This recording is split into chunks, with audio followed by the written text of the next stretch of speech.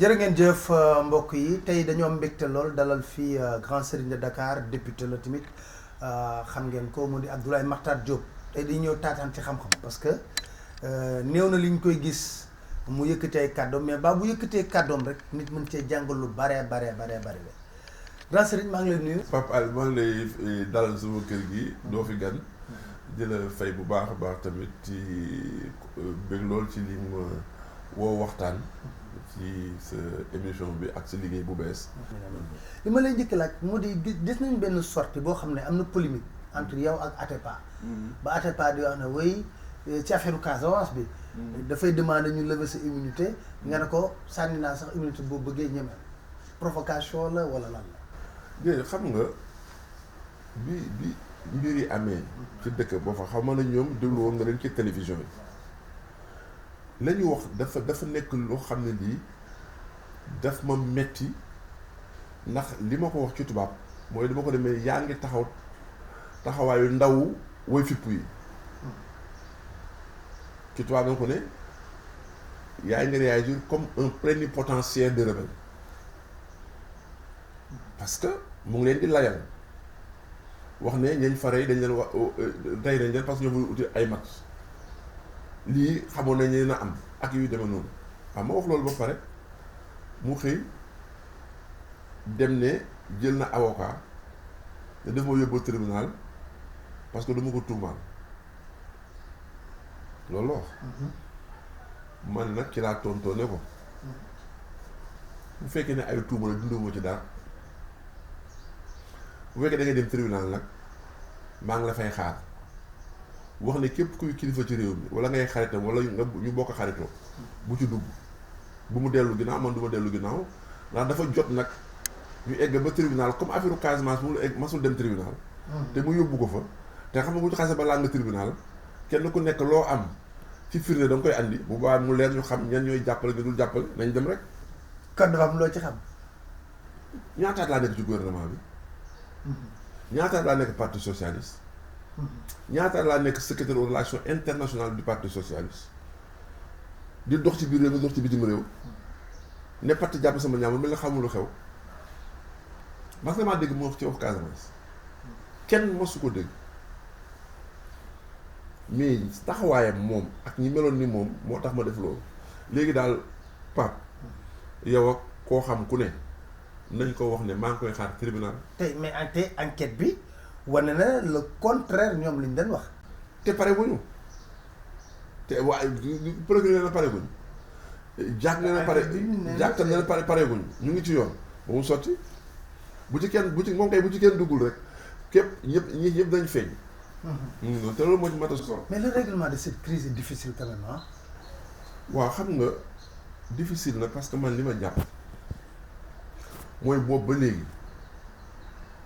ay ndaw ñooy dox ci diggante état Sénégal ak way fupp yi ma jàpp ne su fekkee ne état bi ci boppam mën na toog ak way fupp yi kenn bañ a dox seen diggante léegi mu sotti. allez monsieur Casamance quoi. ñooñu yëpp leen. bu fekkee ne yow xam nga ne Salif Sadio am na ñu mu yilif xam ne César Atoute Badio César Atoute am na ñu mu yilif xam ne Ousmane Diantan am na ñu mu yilif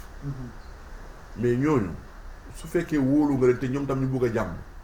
soxlawul kenn dox ci diggante bi nañu daje ak ndaw président ñoo xam ne premier ministre ànd ak ministre des forces armées ministre de l'intérieur président moo leen yónni bu kenn dox ci diggante bi président wax leen li mu bëgg ne ñun benn la ñu war a nekk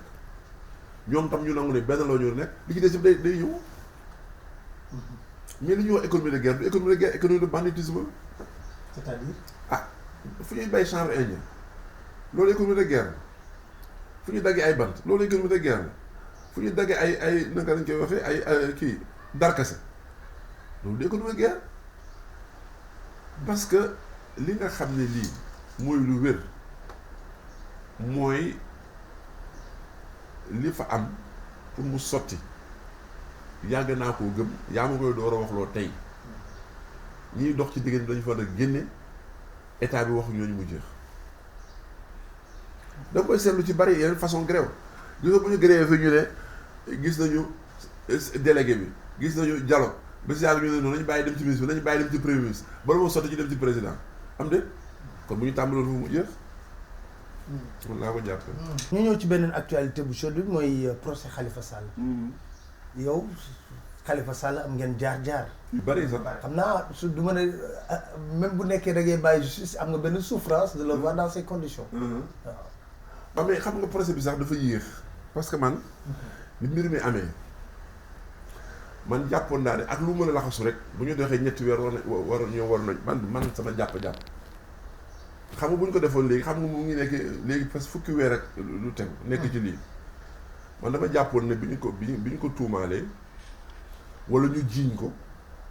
rek war nañu fexe àtte man loolu laa jàppoon mais li ci dugg ak procédure yeeg avocat yi gis nga muy dox di dox ba fii loolu bokk na ci li ma jàpp ne lu ko tardeel la xamul tax parce que su fekkoon ne taxoon nañ ci àtte ko juróom-ñaari weer wala juróom-ñetti weer ci ginnaaw suñ ko xasee ba àtte kenn dootul am layu mënuma koo baal. kon li ñuy wax ne on va l'éliminer comme candidat à l'élection présidentielle kenn dootul am lay. doo am lay mais comme nit ñi seen xel leen doy. doo wax ni te man dugguma ci ma toog seetaan mais Pape Alé xam nga li ma la bu fekkoon ne bi mu amee ñaari weer lañ ko àtte. ñu ne tooñ yëpp tëj nañ ko ñetti weer ñeenti weer at weer ñaari ñeent yëpp sëriñ yëpp dem ne waa léegi nag xam nañu moo tooñ jàpp nañu ko baal ko looy layati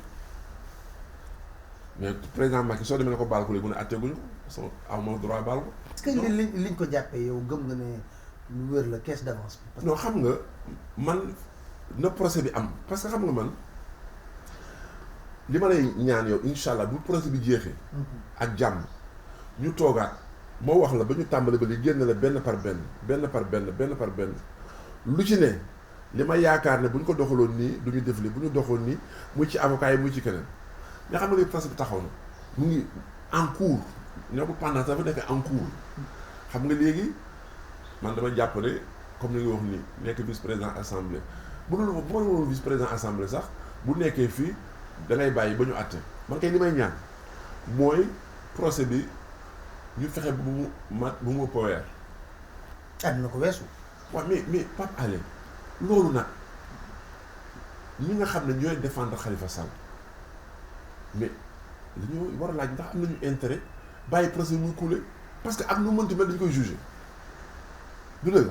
munoo fexe ba procès bi dem ba 2019 mënu nekk. mais ñoom ba ñu juger ko mais dañ ne y a tellement de violations ci procédure bi. d'accord naa ak yow. yooyu yëpp am na ci. mais yow yooyu ñuy wax naan ay violation procédure la loolu avocat yëpp bu ñu nekkee ci àtte dañ koy def man d'accord naa ci mais man xam nga li ma jàpp man mooy nañu fexe ba ñu àtte ko xam lu ñu dogal su ko defee kuy dox jàmm dox ko mu jeex loolu man loolu laa gisee mbir bi. mais est-ce que fi mu nekk nii Sénégalais yi dañoo am benn sentiment ne c'est des règlements de compte politique. xam nga loolu kañ nga koy xam. buñ ko àtte xam nga bu ñu waxee jugement bi yow jàng nga keneen jàng. ci ngay xam nag yi may laaj yëpp bu boobaa moo tax ma ne bu boobaa ci la ñu xam ni ñu ko àttee li ñu dogal ba tëral ko ndax fa ñu sukkandiku politique la wala ci li ñu ko tuumaal sax a sax foofu la mbir bi nekk xam nga di nga gis benn procès ñu wax ne du procès politique mais bu ñu àttee waa ji boo commenté xam ne li ko lal lii la. gis procès xam ne ñëpp yi procès politique la ñu àtte boo xam ne nga naan li ñëw politique amu ci. mais conditions yu ñu lever immunité parlementaire am gars yi ñoom dingal nañ ko. moo tax ma ne yooyu yëpp man maa leen dig man maa leen incha allah buñ ci génnee pour ëllëg ñi nga xam ne dañu war a jàng dañu yore réew pour ëllëg bu ñu tolloo ci lu nekk lenn lu nekk. dinaa la wax ñi ànd ak moom njuumte yu ñu def ñi àndul ak moom njuumte yu ñu def. mën naa la jox benn pour wax la ne mbir da nga koy jàngat xam nga Sall depuis dafa wax ne dafa bindoon pour ñu def commission pour arrêter les poursuites Sall bu pur. yaa ngi fàttaliku. xam nga loolu la wax. boobu dafa dajeeg demande de levée immunité parlementaire yaa ngi fàttaliku. xam nga buñ ko nee doo def commission pour arrêter les poursuites dafay mel ni suñu créé woon commission ci biir assemblée pour arrêter poursuite dañ koy arrêter par force xam nga loolu dañuy jàng te commission boobu boo ko defee. da ngay demander bu ñu gàntoo du jeex. mais est-ce que moom laa lay expliquer. ak cuune amul tamit ci ni ñuy doxalee. moo tax man ne bu ñu génnee ci naa la waxtaan ak yow xam nga lii xalaatu loo ko woon xam nga ñëpp gëm nañu ne Cheikh Sall bi mu nee nañu def. commission pour arrêter les poursuites su ñëwee rek assemblée dafa war a arrêter poursuites yi. loolu la ñëpp gëm dafay demander boo ñëwee nga dem commission bu ñu demee commission ñu bañ du jeex nga xam ne mu demande en tant que député satisfaire nañ ko mais li mu bëggoon amul mais dama jox ay exemple rek bu bañ a dugg ci biir. moo tax ma ne incha allah wax naa la cas par da ngay génne cas par cas depuis publication officielle liste par le conseil constitutionnel depuis 14 août 14 septembre installation assemblée vote commission yi yëpp bu ñu ci génnee yi bu ci nekk dinaa la wax ne la ci wàllu jàngat xamul tax may def noonu pour ñu bañ ko méngale ak affaire Khalifa Sall parce que dafa xam ne da nga koy jàng dans l'absolu nga xam ne doo jàpp ci kenn ak boo xam boo ko defee c'est relatif dafa am fu ñu koy taf te lii ma lay wax nii dafa war a nekk xeetu njàngat yoo xam ne dina andi benn lu ñu war a jàngataat ci suñu constitution lu ñu war a jàngaat ci règlement intérieur assemblée nationale lu ñu war a jàngataat ci code de procédure pénale parce que xam nga droit dafay dox ca nañ ko sose woon te ba ngay sos droit dafa am mbir yoo xam ne xewul woon te dafa am mbir yoo xam ne bu xewee fokk nga defaraat loi moo tax ma jàpp ne yii bi nañ maa ngi ñaan yàlla daal man Abdoulaye Makhtar procès bu mu ëpp un mois et demi ñu rendre jugement bu ñu rendre jugement ñoom bu ñu def appel ñu defaat appel bu paree appel bu ñu dem cassation ñu dem cassation mais yëpp fexe bu mu gaaw a pare ba nga xam ne ku ci am looy dox ak looy wax ci defar nga def ko bu ko defee nag ñëpp kenn ku nekk toogaat yéen journalistes yi politiciens yi juristes yi chefs religieux yi ku nekk ne attention lii. mais foogoo ne la séparation bi dafa métti kaso dafa métti jàpp jëli tëj ko ci biir kaso. non non li may wax defar waxuma jubalaate nit ñi. li may wax defar mooy mais ku ñu condamné xanaa sañoo demander droit de grâce au président loolu laa wax defar moo tax ma ne procès bi bu teeloon jeex mais yow tey jii boo demoon ñaan njëkk président Macky Sall lan lay tontu loolu dafa ne jugé guñ ko mais buñ ko jugé ba pare xanaa ku nekk sañ ngaa ñaan jox njëkk am de loolu laay njortu mais defaraat ay nit moom dama la ne gor boo fàttali ko xëy na dañ ci egg affaire parti socialiste bu ñu tojee bureau politique dañu porter plainte gars yi sa collègue bi Mamadou Ibra Kane bi mu ci dama ko ne dàqoon ñi groupe bi moo gën yóbbu leen kaso parce que boo leen dàqee nit ñi dañ ko mën a defar mais góor goo tëj kaso tooñ ko ñàkk ko tooñ bu dee góor pire laa wax loolu kenn mëntu ko faj loolu laa wax góor pire lu tax suñu maam yi daan xam loolu rek la kon jéeri joor ndee la lu tax mu rey góor la da ko bëggoon tëj gor moo dul nangu ko toroxal moo tax ma ne bu fekk moo tax li nga wax ne bi ma naan defar man wax ma jéem a defaraat man loolu sax du ma ko sax jéem jubaale yooyu man sax du ma ko jéem parce que xam naa du sotti rawatina lu ñu dëgmal mais li nga xam ne jàpp naa ko pour dellu si affaire bi mooy nañu fexe ba atte bu gaaw jaar yoon waaw moo tax man ne jugement bi bu génne ci la ñu mën a wax ndax lii ak lii ak lii parce que man élément yi may apprécier ci jugement bi laa koy génne. yaa ngi ko wax tudd parti socialiste yaa ko tudd. tey ci soo xoolee crise bi fa am nii. bett na la wala bettu la. waaw ni fi mu toll nii moom mu bett ci ni mu demee. wante yëngu-yëngu yi moom bettu ma. amoon na fi naan oui xam nga daf ci am loo xam ne dafay naqaree nettali parce que soo ko nettalee dafay mel ni da ngay fëgg si dana damu. ah mais teewul nag Abdoulaye Makhtar xam nga yow bu ñu nee gis la dafa am na histoire parti socialiste boo xam ne méngoo na ak yow. li ngay loolu dama ko dund moom laay wax. c'est important. daf ci am loo xam ne man avant ñu egsi fii dox naa ko te bokkuma parti génn naa parti socialiste Khalifa Sall dox naa ba tàyyi matagul ñaari at pour jubaale ko Ousmane Tanor ndim si yàlla Oumar Taras Diop moo ma ci daan jàpp pour ma dox Ousmane Tanor bu ma déggee xam ne dëgg la Khalifa bu ñu ko nettali xam ne dëgg la ñu benn fexe naa bi ma jëkkee dégg yëngu-yëngu yi diggante Khalifa Sall ak président Macky Sall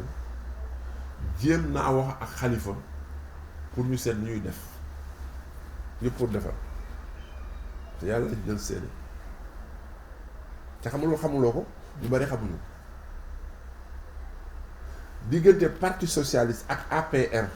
Alioune Ndoye laa jël seede ak chef de cabinet Ousmane Diop fii laa leen woo avant muy am yëngu-yëngu man leen doxale leen nii pour noppal Ousmane Tanor noppal Khalifa noppal APR wax la ko tey te soo koy génne da nga naan su fekkee li Abdoulaye Diop Makhtar wax amul ku nga ko wet dina nga ñëw kii fi affaire parti socialiste li tax ma ci daan wax parce que parti socialiste ni mu bindoo dañ ñëwoon ba nekk ay xarit xam nga Ousmane Tanor man ak moom ñoo bokkoon banc faculté waxuma bokk classe ñoo bokk banc pendant 4 ans bàyyil naa ko sama doom Khalifa de 2009 à 2014 bi ñu defee conseil municipal man dama présenté woon ak sama liste ba ñu defee conseil municipal ma ne bon dinaa jàppale li may wax ni seede laa ci autorité ñu fal Khalifa Sall maire mu ne ma dama bëgg grand boobu nekk ma grand sëriñ nga ñëw jàppale ma yoreel ma commission des finances et des affaires économiques ma bañ ma ne ko xam nga fi mu nekk ci lu nekk j'ai mes affaires yu ma monté maa ngi ciy liggéey il n'est plus question que je perde suma énergie ci affaire yooyu mu yónni Mansour Tambédou laajal Mansour ma bañ mu yónni Pape Seck maire HLM ma bañ mu yónni Ousmane Ndiaye bi nekkoon directeur de cabinet ministre des sports nekkoon ne AFP ñuy wax a wax ba Khalifa ñu ànd ma daal grand man dimbali ma ngir yàlla noonu laa accepté nekk président commission des finances et des affaires économiques nekk en même temps président de la commission des marchés de la ville de Dakar pour jàppale ko ñu nekk ci loolu 2009 ba 2011 ma nekk ministre d'État ci gouvernement Wade ñu bari na ma xanaa léegi da ngay bàyyi mais ma ne non commencé naa ko jàppale ci laa continuer en tant que ministre d'État budget mairie Dakar yëpp ci kaw laa koy wax maa ko defar man maa ko defar 2009 laaj la ñu yëpp gis nga marché yi ngay dégg yëpp ñu naan amu ci dara ñu attaque Khalifa Sall maa ko présider pavé yi maa ko présider marché pavage lait à l'école maa ko présider uniforme des élèves maa ko présider arène Adrien Senghor maa ko présider mausolée de Cambérène travaux yoo fi dégg yi gën a costaud gën a jaxasoo Abdoulaye Makhtar moo ko présider ci jàppale ko te bañoon na ay seede laa wut de parce que moom la woon kon am na fu ma jaaree moom mais parti socialiste li tax ma wax la loolu parce que man bi ma gisee ñuy commencé yëngatu laa ne bi ma amee histoire laa ne mais comme ñu toppoon histoire bariwuñu dàq leen xam nga boo dàqee 10 personnes wala 7 personnes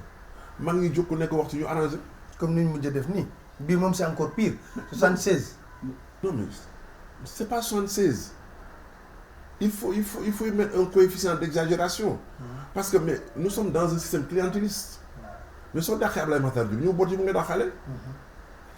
c'est ça le danger moi j'ai pas de conseil à donner mais da lay wóor ne boo dàqee Pape Alé Niang un militant bu yor base si la 80 militants dàq nga 50 yi ak moom c'est ça le danger. surtout que ñun dàq ñëpp mooy c'est des personnes qui sont élues. Voilà, c'est ça le danger pour le parti. Et ensuite, le contexte du Mohamed, nous sommes dans une année préélectorale, pour ne pas dire dans une année électorale. Or, aujourd'hui, li nga xam ne Parti socialiste mu ngi koy war a renouveler ses instances au mois de juillet, mais ça va poser non pas un problème par rapport à ce qu'on a exclu, mais ça va poser un problème sur les 9 mois. Parce qu'à partir du mois de juillet, nous sommes à 6 mois de la fin de l'année. Et à la fin de l'année, nous serons à 3 mois de présidentielles. Sur les 9 mois qui viennent, refaire le parti, structurer, mettre l'appareil de campagne en place pour aller en coalition, ça peut se faire, mais difficile, de faire. Donc, c'est mal. Mais est-ce qu'on pouvait en arriver jusque-là? Def ci am ay affaires yoo xam ne sur un certain plan politique man bi ma génnee parti socialiste ak léegi xaw ma naka lay fonctionner mais ba ma fa nekkee ba ma fay génn librement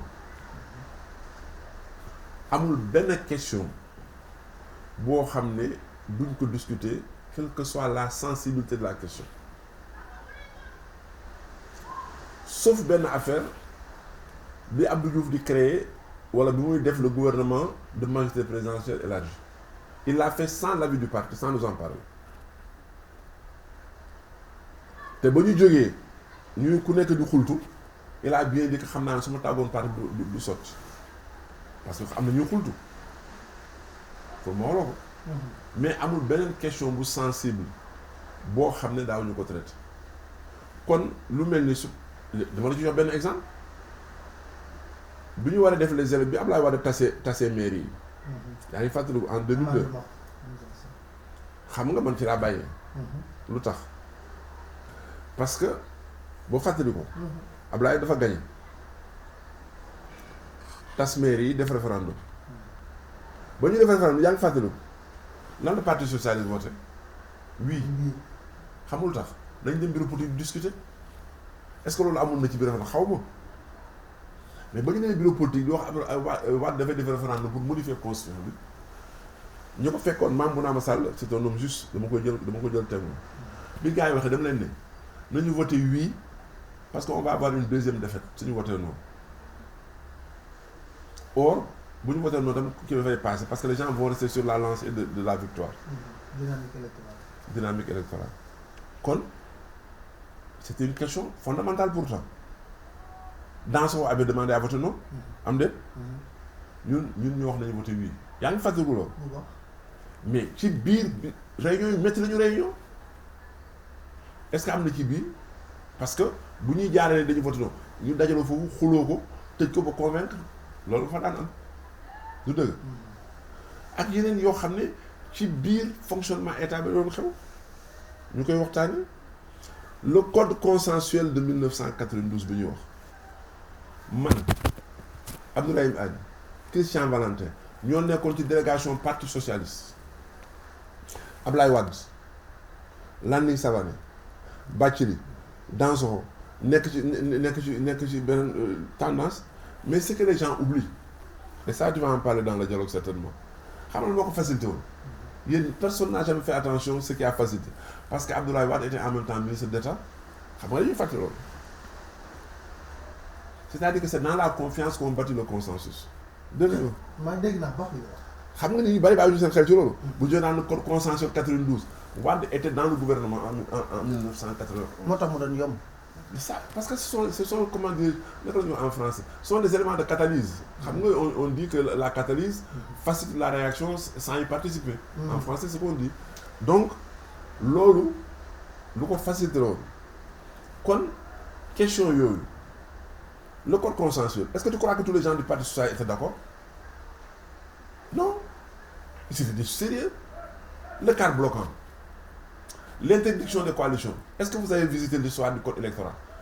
Le Sénégal n'a pas toujours autorisé les coalitions. Les coalitions étaient interdites au Sénégal. Mais oui, c'est des problèmes qui posent. On a des problèmes plus compliqués. Très bien bu foofu laa bëgg sax ñu glisser comme entamé nga débat bi su dialogue politique bi laa ngi wax léegi ne confiance mooy tax dialogue mais aujourd'hui dañoo sentir ne ci biir classe politique bi y a pas la confiance depuis les législatives. mais depuis le référendum Pape Alé fàttali nga wax naa la gis nga fii laa la wax ne la fekk amul confiance mënuloo réussir dialogue wax naa ko assemblée nationale barke démb wax naa leen ne li nga xam ne moo am fii man gëw ma ne bu saxee dialogue dina am foog président de la république fexe ba ñëpp wóolunte bi nag pour mu am ginnaaw jaar nañ fii jaar fii waxuma sax ay Seydou Nourou Ba bi présider mais foog mu am ñoo xam ne ci biir réew mi ñooy garantir ne li ñuy wax buñ ko signé kenn du ci dindi dara parce que foofu la ñu toll parce que ba ñu def revue code électoral noonu. boo xam ne affaire. nii ma gis ñuy dialogue du sotti. ñun ba dama lay wax lu wóor ba ñuy def code consensuel. daaw ñu xaar ba jeex dem ci Abdou Diouf de comme fi ñu toll nii bu ñu ñëwee ba discuter ñu ne léegi caution ñu discuter 2 semaines égul ñu ne kon léegi yow naka la ñoom indépendant. opposition majorité kenn ku nekk dañuy tànn ñaari nit ak le ministre ñu dem ci président tranché question bu la ñu dem ci beneen amul dajale de amul nëbal. amul nëbal. noonu ngeen leen régler seen problème. da ngay dem ñu ne bon président Abdou Diouf ñun d'accord ñu ci. point bi ci 25%. ñu discuter même la création ONEL bi ñu koy créer ay débat la woon ba fi may wax ak yow boo demee xool ONEL ci visa yi am na ci benn erreur parce qu'on a fait référence à un article de la constitution qui n'est pas concerné maa ko souligné woon te ONEL banaan la ñu créé mais fekk na boo du ma jógee Abidjan lu texte ma ne kii baaxul visa bi baaxul mais ñu ngi seen nañu ko ba pare donc dafa am méthode bu ñuy dialoguer pour réussir parce que loolu mooy andi confiance xam nga tey jii bu ñu demoon ñu ne caution bi d'accord ñu ci ñu ne 65 millions fi la toll ñu dem gars yi ne ñu ne bëgg 30 millions ñu ne 25 millions ñu ne 40 millions ñu dem ci président léegi président ne boo écoutez comme noonu la dañuy couper la poire en deux léegi dafa duma 65 millions est-ce que d'accord ñu def 40 est-ce que d'accord ñu def 40 millions pare est-ce que léegi d'accord ngeen ñu def 40 millions xam nga léegi bu président waxee ñu ne d'accord ñëpp d'accord 40 millions ñu dellu confiance day am du dëgg waaw mais léegi yow bu ñu négocier yaa ngi ñaaw njott jëmale ci président ñaaw njott jëmale ci opposition waaye léegi ngeen di dem a dem boo leen amul consensus rek ngeen bàyyi ko fa dem ba ca fin ba mu des ñaata moom ñu naan léegi nag calendrier républicain moo fi nekk ah la loi dit que il faut convoquer le corps électoral la loi dit qu'il faut réviser le fichier électoral tu es coincé. Alors les points d'achoppement ñu wéy ci ñu jël ko benn par benn caution bi ñoom d'accord ci 65 millions parce que dañoo jàpp ne démocratie censitaire la waaw caution 65 millions parce que nee nañ ci sous-région bi ñoo fi gën a rëy caution yow xam nga booy wax benn baat foog ñu leeral ko nii démocratie censitaire li ko andi mooy le sens CENS sens moo doon franc bu njëkk ku amul xaalis doo bokk moo na mu tudd démocratie censitaire kon it bu ñu demee ba 18e siècle astafurlah 21e siècle ñuy andi xaalis pour tere ñi bokk dafa nekk démocrate mooy ko amul xaalis bokkul kon man dama jàpp ne nañ ko wàññi te def yeneen pexe pour seet ñan ñu war a présenter wu moo xam ci élection législative moo xam ci élection municipale moo xam ci élection présidentielle. Grand Serigne loolu say proposition dama bëgg après ñu taxaw ci. man dama jàpp ne montant bi dafa bari li tax mu bari mooy sooy demander caution kenn du natt caution ci dama bugg a wane ne kii nekk candidat am na xaalis parce que faluñu milliardaire faluñu parti patronal ku nit ñi bëgg nañu fal te mën nañoo fal koo xam ne amul xaalis du dëgg kon man li may ñaan mooy président de la république na seet naka la ñu mën a wàññee montant wu caution. sur le parrainage nee nañ léegi en dehors des candidats indépendants dañ ko bëgg imposer même les candidats des partis. waaw mais xam nga loolu dafay andi benn problème de droit foog ñu dem seet lan la constitution bi wax ci élection parce que yaakaaruma ne constitution bi wax ne parti yi dañu war a am parrainage kon suñ ko nar def foog ñu modifier constitution wala soo modifier constitution foog nga voter une loi constitutionnelle à l'Assemblée nationale. Le premier problème. soo koy defee loi constitutionnelle dañ naan da leen jaay doole parce que nous avons la majorité écrasante am déet kon waxtaan moo ci des lan moo andi affaire parrainage ci li ma dégg ñu ne candidats yi dañu bari. waaw pour effet ñoom seen argument bu ñu joxee majorité bi nee na c'est pour limiter pour ne pas avoir comme floraison de candidats yi ne amoon 47 listes yi. mais mënoo am 47 candidats présidentiels au Sénégal tamit nañu wax dëgg parce que su fekkoon ne dañ ko natt ci parti kon dañu am 300 listes. dañu am 300 partis est-ce que amoon nañu 300 listes élection législative kon doo am 47 candidats yow fi mu nekk nii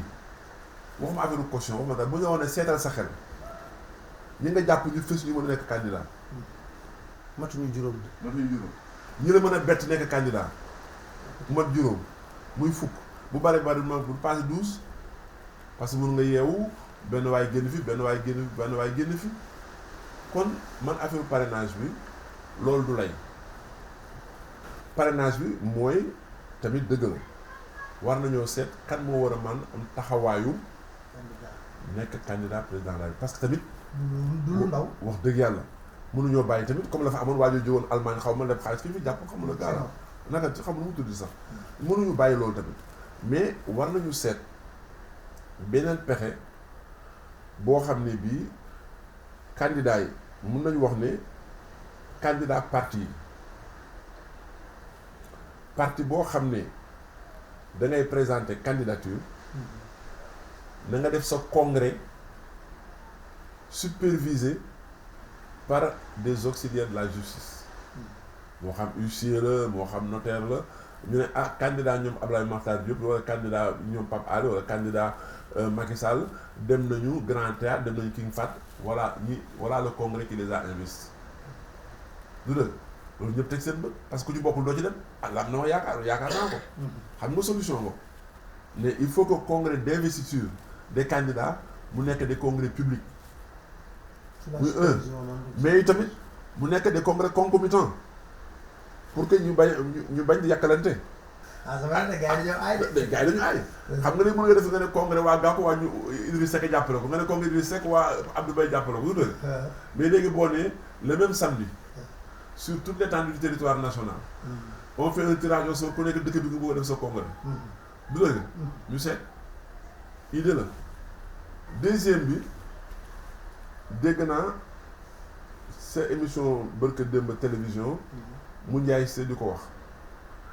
naan nañu jël nombre de députés wala nombre de conseillers élus pour ñu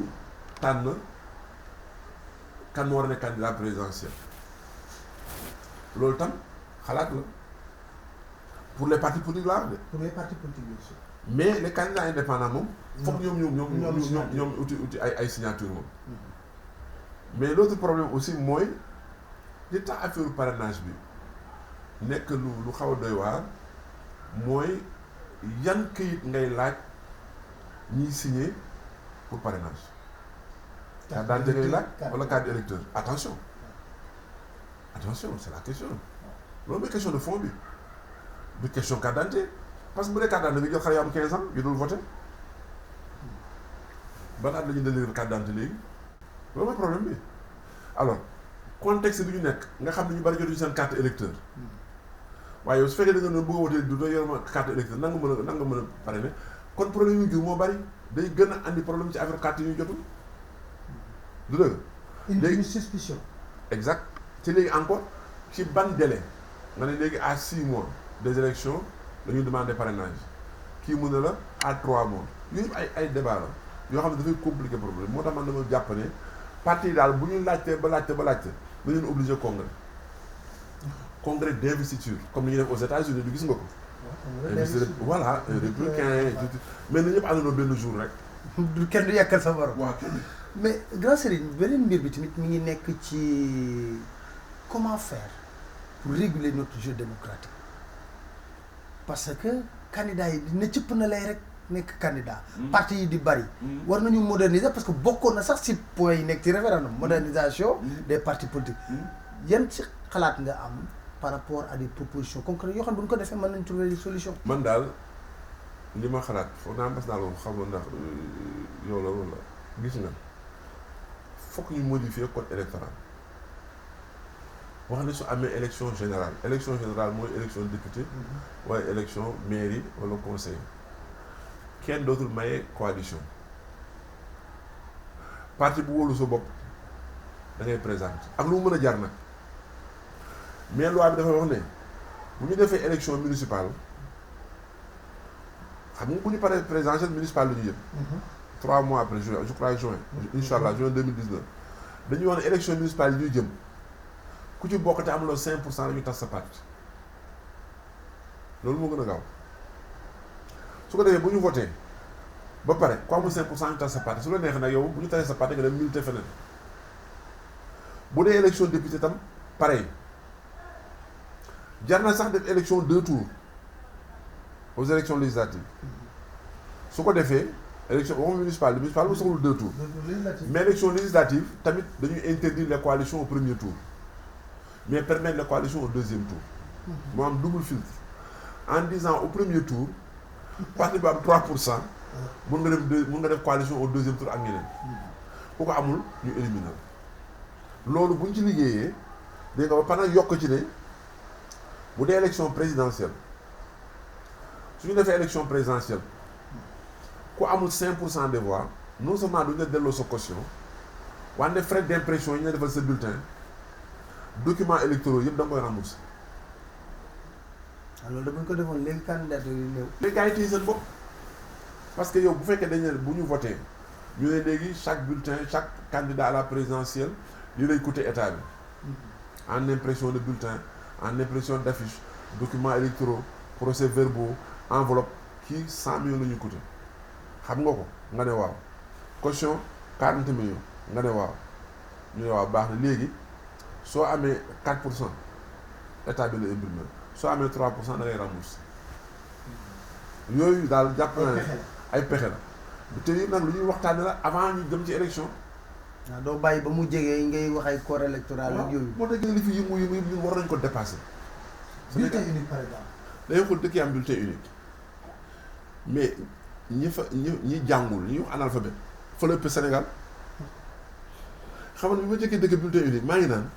kii daal xelu ñi dañoo jaxasoo ba duñu xam lu ñu def mais bi ma gisee mu yomb bind tur def photo moo gën a gaaw boo gisee photo Ablaye Matar nga faral moom nga def nga bind ji noonu la dañuy def benn bulletin def ci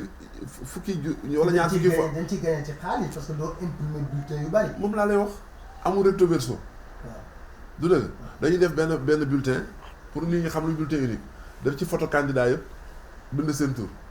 ñu ne la yow seetal ki nga bëgg du noonu mais loolu war nañ ko def Sénégal.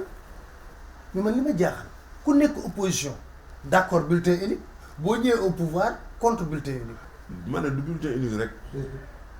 parce que man li ma jaaxal day ko dugg ci diwtiir bu xonk tur génne weextal man moo ma jaaxal parce que tamit foog ñu bàyyi seen xel ne am na ñoo xam ne politique guñu bokk ci réew mi raw ñu fuuf ëpp ñu xel fuuf li ñu fiy def di war suñu bopp bis bu ñu teg seen bopp seen war nañ def bu ñu gëm la nan nga mën a nekk opposition bañ lii nekk pouvoir di ko nangu loolu mooy tekki ne yow sa bopp nga fi nekkal parce que su fekkee li ngay wax réew mee tax buy naaj ak buy taw ak buy ngelaw la ngay wax ci réew moom ngay wax man lu ma wax ren xam nga waxoon naa la fii ne la laajal ku la neex Ablaye Wade président Ablaye Wade bi mu àndee constitution bi yaa ngi fàttali waxoon naa ko fii télévision bi mu àndee constitution bi taal dëkk bi le 23 juin le 16 juin conseil bi man maa ne constitution bi baaxul ñëpp a ñu toog d'accord uma ci waxoon naa la ko fii dama génn dama seet sa kase man lu ma gëmul kenn du ma ko gëmloo kon nag bu yàlla defee ngay jot ci rajo ak télévision di politique da ngay wax loo xam ne moom nga gëm bu dee bulletin unique gars yi gëmuñu ko woon bu dee modification nu mu tudd ci nu mu tudd quota yi proportionnel ak majoritaire boo dee far fii bu la ngay génn ci nu mu tudd indépendant na ko kii organisme indépendant pour organiser les élections boo nekk opposition demande ko boo nekk pouvoir génn ci soo waree gagner au Sénégal xaw ma avant les élections avant ñuy voter lu ci mën a doon comme fraude wante bisu vote kenn mënu yokk vote kenn mënu ko wàññi bis bu ñuy sànni bulletin yi moom kay précaution yi jëli mooy avant kenn bañ a luubal dara mais bisu vote kenn mënu sàcc kon war nañu mën a d'accord ci lépp loo xam ne lii dafay yombal élection yi andi jàmm ci réew mi ba yow mi nga xam ne boo gañee boo tëddee nelaw parce que gor gu ne loo def ci yiwadi loo dëgër bët boo tëddee dee xam ne def nga yiwadi. grand Serigne maa ngi lay sant di la gërëm bu baax a baax parce que message bi fort la bi nga lancé nii c'est très important nit ki li mu gëm mu koy jëfe parce que bañ a am li Cheikh Tidiane Sy Al Maktoum doon wax yor jikko wutkat nee na du jikko xaaral ba mu am ba pare nga doog a xam jikko. waaw xam nga wolof dañuy wax lii ñii ñett ñoo niroo jikko kuy ut jabar kuy labat jabar te jotu doo xam jikko taalibe bu yalwaante duunagul doo xam jikko la wax buy ut nguur te amagul nguur feggalu ci nguur doo xam jikko ma dellu ci wax ji du leer na sama bu la neexee nga delluwaat ci tamit mu gën a leer ci bopp nit. waaw dama ne kuy labat jabar amagul doo xam jikko taalibe buy yalwaante duun léegul doo xam jikko la wax buy ut nguur te jotu ci doo xam jikko. leen sant di leen gërëm di leen dig daje si beneen jataay incha allah.